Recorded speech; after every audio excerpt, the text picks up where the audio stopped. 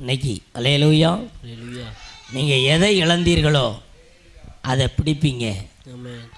கர்த்தருடைய வார்த்தை உங்களுக்கு வருகிறது. நீ இழந்தது எது? அல்லேலூயா.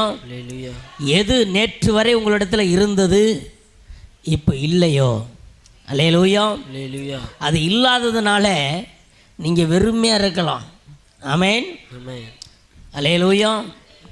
உங்களை பார்த்து மற்றவர்கள் ஏளனம் செய்கிற அளவுக்கு உங்கள் சூழ்நிலை இருக்கலாம். அல்லேலூயா. அதனால் நீங்கள் சோர்ந்து போயிருக்கலாம்.